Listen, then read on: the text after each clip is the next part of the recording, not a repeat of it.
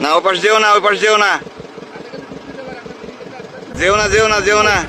একদম কভার করে দেন, boat cover করে দেন। একদম বড়টা, একদম বড়টা। আল্লাহু আকবার। আস্তে আস্তে আওয়াজ করেন না, আওয়াজ করেন না। ও যাক, ও যাচ্ছে, যাক। একটু পানি নড়ে না ভাই। এই লেজ কোথায়? লেজ বহু দূরে, এই বড়টা সবচেয়ে বড়টা। ও ভাসবে, ও খাইছে ভরপেট। এই যে, এই যে ও ভরপেট খাইছে, ও ডুবার কায়দা নেই। পকেটে যান, পকেটে ভরপেট খাইছে মনে হয়। এ বাবা ভাসছে। এ কত বড়! এ বাবা, আরে সর্বনাশ, কত বড় কুমির রে বাবা! চারটে মানুষ একা খেয়ে ফেলতে পারে। ও ছাগল টাগল কিছু খাইছে, হ্যাঁ, যার জন্য ও ডুবতে পারতেছে না। ঠিক আছে, সমস্যা না। পরিচিত আবার বের হয়েছে। হ্যাঁ, আমার সাঁতর আছে, একটু পানি নড়ে ভাই। এই শিকারির হাত থেকে বাঁচা সম্ভব? মানে কোন রকমের নড়াচড়া, পানি একটুও নড়ে না। মাশাআল্লাহ,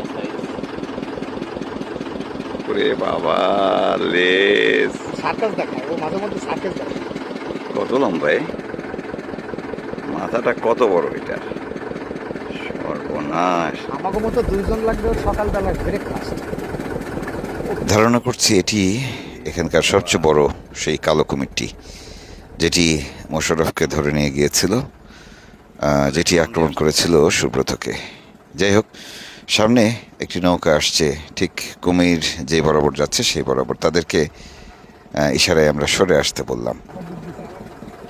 ওদিক থেকে তারা মনে হয় খুব একটা গুরুত্ব দিচ্ছে না। বড় কুমিরটি তারা দেখেনি। এদিকে ভয়ঙ্কর ব্যাপারটা হলো যে কুমিরটি ডুব দিয়েছে। এই যে আবার ভাসছে।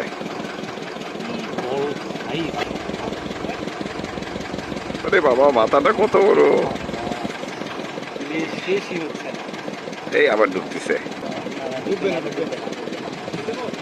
এটা সাবমেরিন পুরা।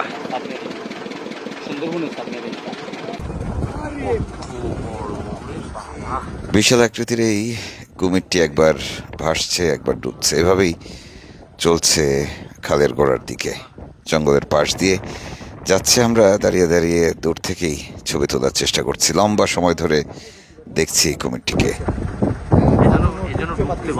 বড় কুমিরটির দৈর্ঘ্যে সম্ভবত 18 কিংবা 20 ফিট হতে পারে। এখানকার মানুষরা বলে 19-20 হাত লম্বা এটি। আপনি যে ওই যে আপনার যে একটা ভিডিও দেখছিলাম, ওই যে গরু নিয়ে উল্টাপাল্টা করতেছে, একটা বড় গরু, এই তো এটি ওই বান গাছের ওইখানে, হ্যাঁ, ওইখান থেকে